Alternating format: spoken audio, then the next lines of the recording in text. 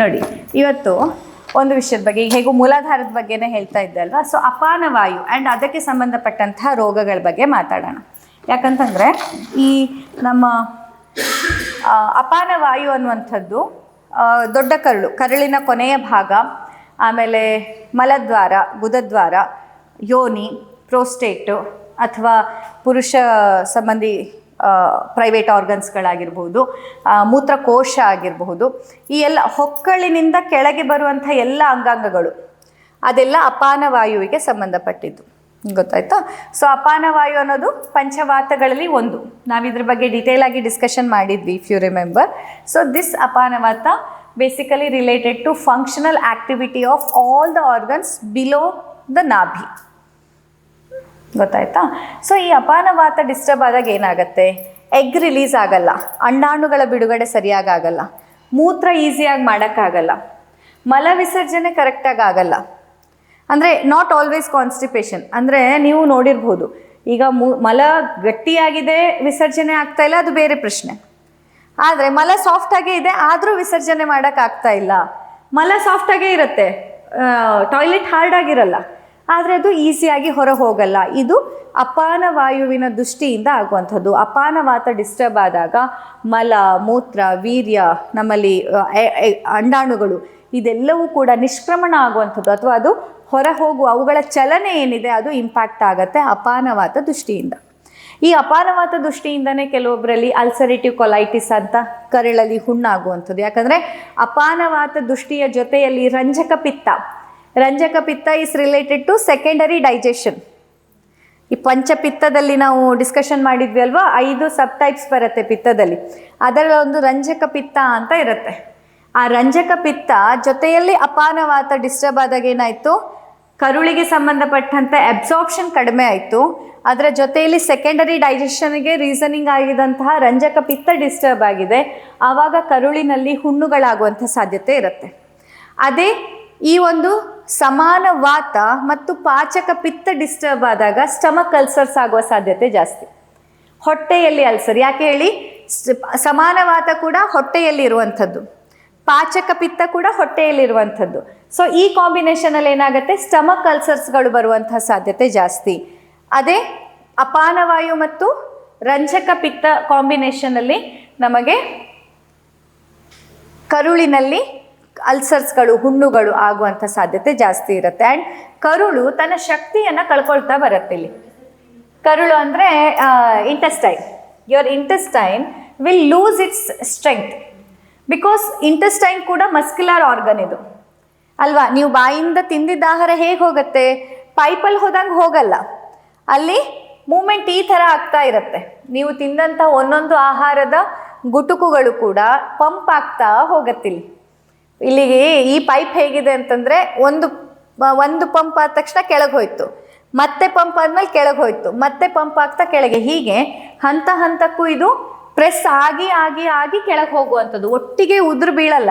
ಈ ಬಾಯಿಗೆ ಹಾಕಿದ ಆಹಾರ ಸೀದಾ ಹೋಗಿ ಪೈಪ್ಲೈನ್ ಹಾಗೆ ಬೀಳಲ್ಲ. ಇದಕ್ಕೆ ಪ್ರತಿ ಹಂತಕಲ್ಲಿ ಇದಿರುತ್ತೆ, ಮೂಮೆಂಟ್ ಇರುತ್ತೆ. ಹಾಗೆಯೇ ಕರಳಲ್ಲಿ ಆ ಮೂಮೆಂಟ್ ನೀವೇನಂತೀರಾ? ಪೆರಿಸ್ಟಾಲ್ಸಿಸ್ ಮೂಮೆಂಟ್ ಅಂತ ಹೇಳ್ತೀರಾ. ಅಂದರೆ ಕರಳಲ್ಲಿ ಆಹಾರ ಸುಮ್ಮನೆ ಪೈಪ್ಲೈನಲ್ಲಿ ನೀರು ಹೋದಂಗೆ ಹೋಗಲ್ಲ, ಅಲ್ಲಿ ಪೆರಿಸ್ಟಾಲ್ಸಿಸ್ ಅಂತ ಮೂಮೆಂಟ್ ಆಗುತ್ತೆ. ಕರುಳು ಪ್ರೆಸ್ ಆಗುತ್ತೆ, ಕಾಂಟ್ರಾಕ್ಟ್ ಆಗುತ್ತೆ. ಕಾಂಟ್ರಾಕ್ಟ್ ಆದಾಗ ಫುಡ್ ಮುಂದೆ ಹೋಗುತ್ತೆ. ಹೀಗೆ ಆಗೋಕ್ಕೆ ಅಲ್ಲಿ ಮಸ್ಕ್ಯುಲರ್ ಆರ್ಗನ್ ಆಗಿರೋದ್ರಿಂದ ಅದಕ್ಕೆ ಸ್ಟೆಮಿನಾ ಬೇಕು, ಆ ಮಸಲ್ಸಿಗೆ ಸ್ಟ್ರೆಂಗ್ತ್ ಇರಬೇಕು. ಮಸಲ್ಸಿಂದು ಸ್ಟ್ರೆಂಗ್ತ್ ಕಮ್ಮಿ ಆಯ್ತಂದರೆ ಈ ಮೂಮೆಂಟ್ ಇಂಪ್ಯಾಕ್ಟ್ ಆಗುತ್ತೆ. ಈ ಮೂಮೆಂಟ್ ಕಮ್ಮಿ ಆದಾಗ ಮೂತ್ರ ವಿಸರ್ಜನೆ ಇರ್ಬೋದು, ಮಲ ವಿಸರ್ಜನೆ ಇರ್ಬೋದು, ಅಥವಾ ಪುರುಷರಲ್ಲಿ ಈ ಒಂದು ಶೀಘ್ರ ಸ್ಖಲನ ಆಗುವಂಥದ್ದು, ಸ್ವಪ್ನ ಸ್ಖಲನ ಆಗುವಂಥದ್ದು, ಅಥವಾ ಮಹಿಳೆಯರಲ್ಲಿ ಅಂಡಾಣು ಬಿಡುಗಡೆ ಆಗದೆ ಇರುವಂಥದ್ದು, ಇಂಥದ್ದೆಲ್ಲ ಸಮಸ್ಯೆಗಳು ಕಾಣಲಿಕ್ಕೆ ಶುರುವಾಗುತ್ತೆ. ಸೊ ಬೇಸಿಕಲಿ ಇದು ಅಪಾನವಾತ. ಆಯುರ್ವೇದದ ಪ್ರಕಾರ ನಾವು ಹೇಳೋದು ಹೋದರೆ ಇದು ಅಪಾನವಾತ ದೃಷ್ಟಿಯಿಂದ ಆಗೋದು. ಒಂದೊಂದ್ಸತಿ ಒಂದೇ ವ್ಯಕ್ತಿಯಲ್ಲಿ ಇದೆಲ್ಲ ಸಮಸ್ಯೆಗಳು ಕಾಣಿಸ್ಕೊಳ್ಳುತ್ತೆ. ಕರುಳಿನ ಸಮಸ್ಯೆನೂ ಇರುತ್ತೆ, ಮೂತ್ರಕೋಶಕ್ಕೆ ಸಂಬಂಧಪಟ್ಟಂತೆನೂ ಸಮಸ್ಯೆ ಇರುತ್ತೆ, ಅಥವಾ ಕರುಳು ಮತ್ತು ಮಹಿಳೆಯರ ಈ ಒಂದು ಯೋನಿದ್ವಾರದಲ್ಲಿ ಇರುವಂತಹ ಸಮಸ್ಯೆಗಳು ಬರುವಂಥದ್ದಾಗಿರ್ಬೋದು, ಅಥವಾ ಗರ್ಭಕೋಶ ಜಾರುವಿಕೆ ಆಗುವಂಥದ್ದು ಇರ್ಬೋದು. ಸೊ ಇದೆಲ್ಲ ಸಮಸ್ಯೆಗಳು ಒಟ್ಟಿಗೆ ಬರೋ ಸಾಧ್ಯತೆನೂ ಇರುತ್ತೆ.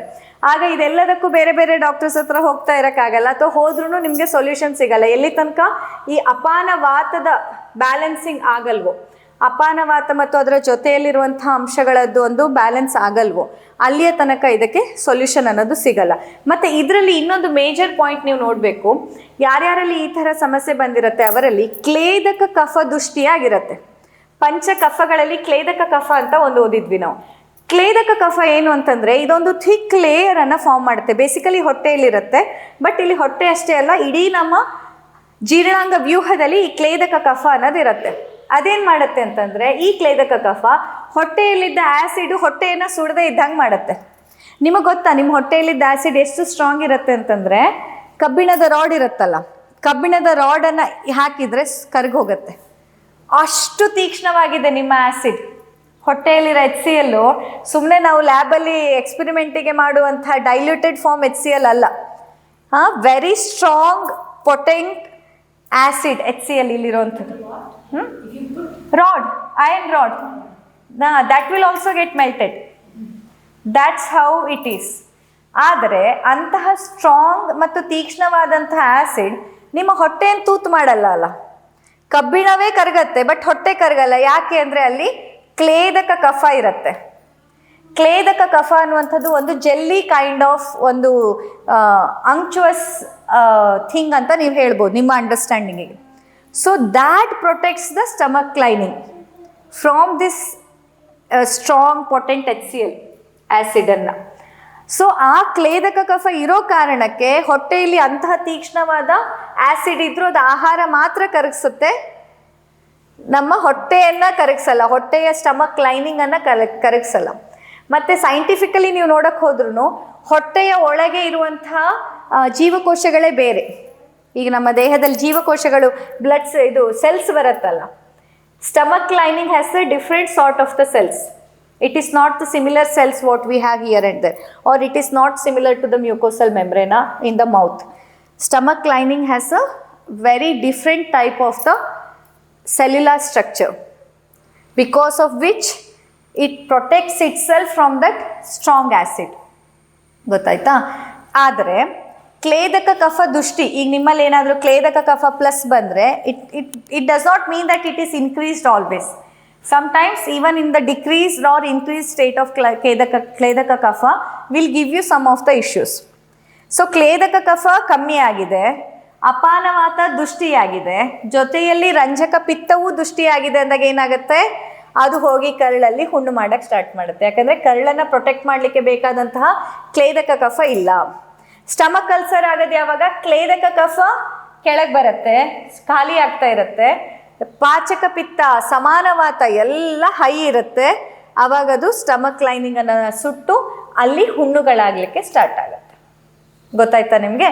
ಸೊ ಇಂತಹ ಕಂಡೀಷನ್ಸ್ಗಳಲ್ಲೆಲ್ಲ ನಾಡಿ ಪರೀಕ್ಷೆ ಯಾಕೆ ಇಂಪಾರ್ಟೆಂಟ್ ಅಂತಂದರೆ, ನಾಡಿ ಪರೀಕ್ಷೆ ಮಾಡಿದಾಗ ಈ ಯಾವ್ಯಾವ ಕಾಂಬಿನೇಷನ್ ಇದೆ ಮತ್ತು ಏನೇನು ಡ್ಯಾಮೇಜ್ ಆಗಿದೆ, ಇನ್ನೇನೇನು ಡ್ಯಾಮೇಜ್ ಆಗ್ಬೋದು ಅನ್ನೋ ಒಂದು ಐಡಿಯಾ ಸಿಗತ್ತೆ. ಅದರ ಬೇಸಿಸ್ ಮೇಲೆ ಚಿಕಿತ್ಸೆಗಳು ನಿರ್ಧಾರ ಆಗುತ್ತೆ. ಯಾವ ದೋಷಗಳ ಕಾಂಬಿನೇಷನ್ ಇದೆ ಇಲ್ಲಿ, ಪಂಚಪಿತ್ತ, ಪಂಚವಾತ, ಪಂಚಕಫಗಳ ಕಾಂಬಿನೇಷನ್ ಯಾವ ಥರ ಇದೆ, ಸೊ ಇದು ಎಲ್ಲೆಲ್ಲಿ ಹೋಗಿ ಏನೇನು ಡ್ಯಾಮೇಜ್ ಮಾಡಬಹುದು, ಈಗಾಗಲೇ ಏನೇನು ಡ್ಯಾಮೇಜ್ ಮಾಡಿದೆ, ಅದರ ಆಧಾರದ ಮೇಲೆ ಚಿಕಿತ್ಸೆ ನಿರ್ಧಾರ ಆಗಬೇಕು. ಯಾವಾಗ ಅದು ಸ್ಟಮಕ್ ಲೈನಿಂಗಲ್ಲಿ ಆ ಒಂದು ಕಫಜ ದೃಷ್ಟಿಯನ್ನು ಕೊಡ್ತಾ ಇದೆ, ಆಗ ಕಫ ಕ್ಷೀಣ ಇದ್ದಾಗ ಆಲ್ರೆಡಿ ವಮನ ಚಿಕಿತ್ಸೆ ಕೊಡಬಾರ್ದು. ಆಗ ವಮನ ಚಿಕಿತ್ಸೆಯನ್ನು ಕೊಟ್ಟರೆ ಆಲ್ರೆಡಿ ಕಫ ಕ್ಷೀಣಾವಸ್ಥೆಯಲ್ಲಿದೆ, ಇನ್ನಷ್ಟು ಕ್ಷೀಣಾವಸ್ಥೆಗೆ ಕಫಜ ಒಂದು ಕಂಡೀಷನ್ ಹೋಗಿ ಅಲ್ಲಿ ಇನ್ನಷ್ಟು ನಿಮ್ಮಲ್ಲಿ ಪಿತ್ತಜ ದೃಷ್ಟಿ ಕಾಣಿಸೋಕ್ಕೆ ಸ್ಟಾರ್ಟ್ ಆಗ್ಬೋದು, ಇನ್ನಷ್ಟು ಇರಿಟೇಷನ್ ಸ್ಟಾರ್ಟ್ ಆಗ್ಬೋದು. ಸೊ ಆ ಕಂಡೀಷನಲ್ಲಿ ನಾವೇನು ಮಾಡಬೇಕು, ಈವೊಂದು ಇದು ಸ್ಟಮಕ್ ರಿಲೇಟೆಡ್ ಪ್ರಾಬ್ಲಮ್ ಆದರೂ ಅಲ್ಲಿ ವಿರೇಚನ ಚಿಕಿತ್ಸೆಯನ್ನು ಕೊಡಬೇಕು. ಮೇಲ್ಮುಖವಾಗಿ ತೆಗಿಯೋಕ್ಕೆ ಹೋಗಬಾರ್ದು, ಅದನ್ನು ಕೆಳಮುಖವಾಗಿ ಅದನ್ನು ಕಳಿಸ್ಬೇಕು.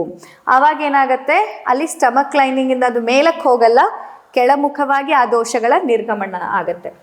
ಹಾಗೆಯೇ ಒಂದೊಂದ್ಸತಿ ವಾತಜ ಭೂಯಿಷ್ಠ ಅಂದರೆ ವಾತ ಪ್ರಾಧಾನ್ಯವಾಗಿ ಡಿಸ್ಟರ್ಬ್ ಆಗಿದೆ, ದೇಹದಲ್ಲಿ ನೋವು, ಗಂಟಲ್ಲಿ ನೋವು, ಚರ್ಮದಲ್ಲಿ ಡ್ರೈನೆಸ್, ಡ್ಯಾಂಡ್ರಫ್ ಅಥವಾ ಈ ಥರ ಎಲ್ಲ ಡ್ರೈನೆಸ್ ಅಥವಾ ವಾತಜ ಸಿಂಪ್ಟಮ್ಸ್ ನಿಮ್ಮಲ್ಲಿ ಜಾಸ್ತಿ ಇದೆ, ಆದರೂ ಅದು ಜೀರ್ಣಕ್ರಿಯೆಗೆ ಸಂಬಂಧಪಟ್ಟ ಸಮಸ್ಯೆಯನ್ನು ಕೊಡ್ತಿದೆ ಅಂದಾಗ ಆಗ ಬಸ್ತಿಯನ್ನು ಕೊಡುವಂಥದ್ದು.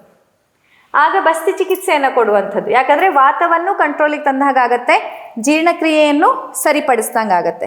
ಅದೇ ಪಿತ್ತಜ ಪ್ರಾಧಾನ್ಯ ಇರುವಂತಹ ಸಿಂಪ್ಟಮ್ಸ್ಗಳು, ದೇಹದಲ್ಲೆಲ್ಲ ಉರಿ ಇದೆ, ದೇಹದಲ್ಲೆಲ್ಲ ಸಿಂಪ್ಟಮ್ಸ್ಗಳು ಪಿತ್ತಜ ರಿಲೇಟೆಡ್ ಸಿಂಪ್ಟಮ್ಸ್ಗಳಿದ್ದಾವೆ, ಅದರ ಜೊತೆಯಲ್ಲಿ ಜೀರ್ಣಕ್ರಿಯೆಯನ್ನು ಹಾಳಾಗಿದೆ ಅಂದಾಗ ಅಲ್ಲಿ ವಿರೇಚನ ಚಿಕಿತ್ಸೆಯನ್ನು ಕೊಡುವಂಥದ್ದು.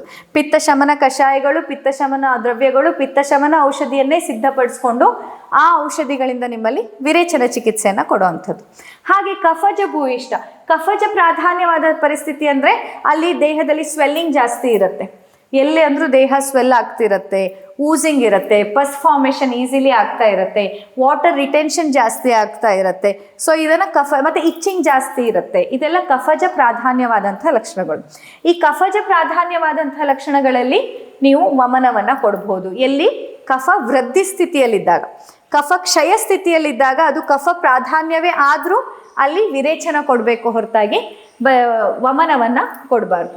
ಹೀಗೆ ಪಂಚಕರ್ಮ ಚಿಕಿತ್ಸೆ ಅನ್ನೋದು ಯಾವತ್ತೂ ಕೂಡ ಹೇಗೆ ಡಿಸೈಡ್ ಆಗಬೇಕು, ನಿಮ್ಮ ನಾಡಿ ಪರೀಕ್ಷೆ ಆಧಾರದ ಮೇಲೆ ಯಾವ್ಯಾವ ದೋಷಗಳ ಫ್ಲಕ್ಚುವೇಷನ್ಸ್ ಇದೆ ಅನ್ನೋದನ್ನು ನೋಡಿ ಅದರ ಬೇಸಿಸ್ ಮೇಲೆ ಡಿಸೈಡ್ ಆಗಬೇಕು.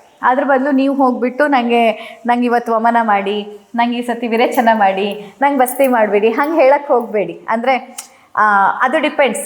ಡಾಕ್ಟ್ರಿಗೆ ಅನಿವಾರ್ಯ ಆದರೆ ನೀವು ಹೇಳ್ದಂಗೆ ಹ್ಞೂ ಅಂದ್ಬಿಡ್ಬೋದು, ಬಟ್ ನಿಮಗೆ ಲಾಸ್ ಹೋದು ಅಂತ.